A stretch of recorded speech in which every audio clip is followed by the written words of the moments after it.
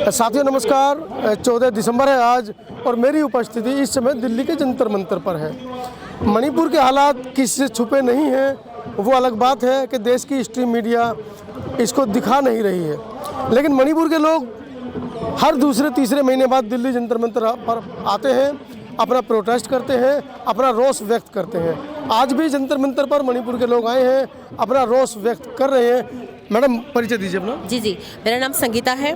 मैं DMCC women's spokes person हूँ और मेरे साथ खड़ी है मैडम नर्मदा और हमारे डीएमसीसी वुमेन्स के कॉन्वेनर हैं और मैडम लिली। तो क्या मांगे हैं आज की मेनली? आज की हमारी मांगे जो है, जो आईडीपीस जो है वो लोग, हम बस मैतेई के लिए नहीं बोल रहे, जितने भी आईडीपीस है वो अपनी अपनी जगह रेस्पेक्टिव जगह पे ना वो चले जाए और आराम से अपना ज़िंदगी गुजार ले।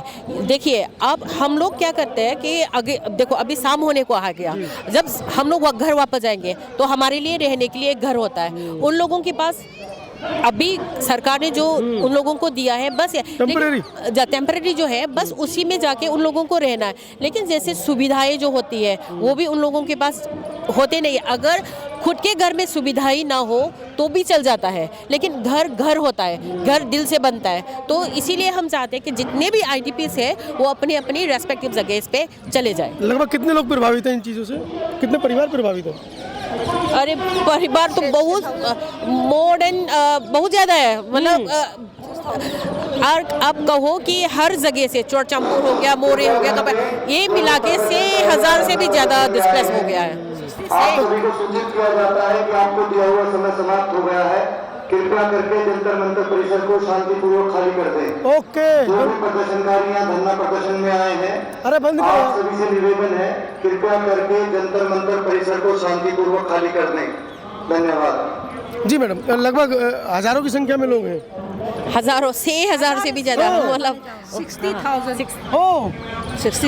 तो क्या ऐसी परिस्थितियाँ बनी क्यों? हमारे दर्शक जानना चाहते हैं जी, ऐसी परिस्थितियाँ क्यों बनी, क्या हालात ऐसे हो रहे? इसमें मतलब ऐसा क्यों हुआ, उसके पीछे वजह क्या है? इसकी वजह ये है कि देखिए, ये जो रायट्स जो शुरू हुआ था उसी माहौल, मतलब शुरुआत में ही हमने उसको रोक दिया। अगर रोक देते तो इतना लंबा खींच के, इतना 3 साल हो गया है अभी, इतना लंबा खींच के और भी ज़्यादा बच्चे बदतर हो गया है। अभी इतना तो नहीं होना था, लेकिन जो हो गया अभी तो 3 साल होने को है, अभी थमने का नाम भी नहीं ले रहा है। तो जो महिलाओं की जो पिक्चर्स तस्वीरें वीडियो में आ रही थी, उनको नंगा करके एक बहुत बड़ी भीड़ थी, उनको घुमा रही थी, किस तरीके से घरों में आग लगाया जा रहा था, घरों से निकाल कर लोग भाग गए वहाँ से अपने घर परिवार को छोड़कर। तो अभी वर्तमान में क्या स्थिति वहाँ पर है मैडम? उन लोग का जो स्थिति अभी, तो हम क्या चाहते हैं, जो आईडीपीस लोग हैं अपने अपने घर में कम से कम रहने की सुविधा उनको मिलनी चाहिए। 31 दिसंबर तक का रहने के जल्दी से जल्दी कोशिश करो, सिर्फ वही है।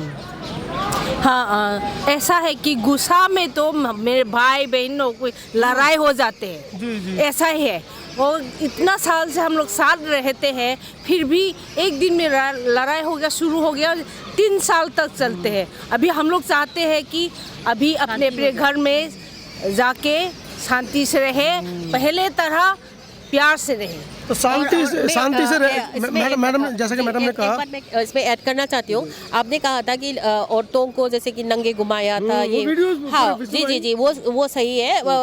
हमने भी वो वीडियो देखा हुआ था। तो मैं ये कह रही हूँ कि कहीं पे भी लड़ाई होता है, कहीं पे भी कन्फ्लिक्ट होता है, फंसता कौन है? औरत।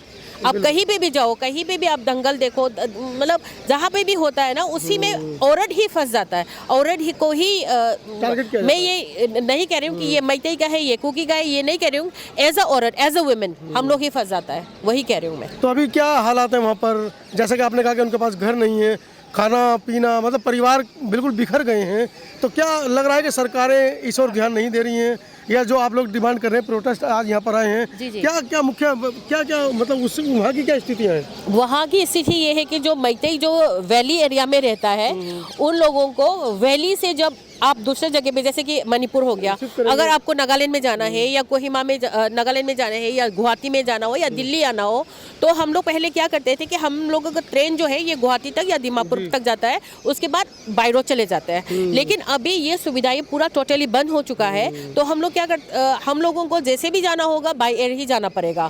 तो हर कोई, और बाय एयर जाना मतलब फ्लाइट में जाना का उसका भी तो कितना महंगा है, वो हर कोई एफर्ट नहीं कर सकता। जो पहले जो बीमार होता था ये लोग जैसे कि जाते थे, और फ्लाइट का दाम भी इतना भर गया है कि सबको मुश्किल है। हम लोग और खाने पीने का सामान जो आते थे, ये जो हिल एरिया से इसको होके आना पड़ता है। तो आप यहाँ पे जो जिस प्राइस में आप दिल्ली में सामान मिल रहे हो ना, अगर यहाँ पे हम लोग 20 का आलू किलो में 20 रुपए का मिल रहा हो, 15 रुपए का मिल रहा हो, हमारे वहाँ पे 40 का 50 का मिलेगा।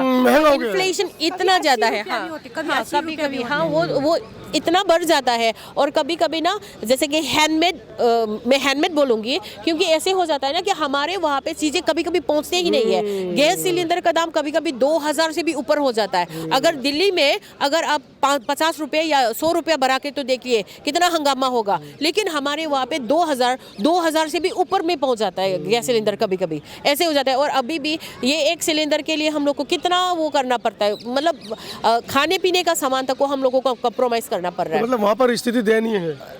हाँ, सरकारें कहते तो है कि नॉर्मेंसी हो गया है। अगर नॉर्मेंसी हो गया है तो ये सब तो नहीं होना चाहिए ना, अभी फिलहाल जो हो रहा है। चलिए जी, थैंक यू।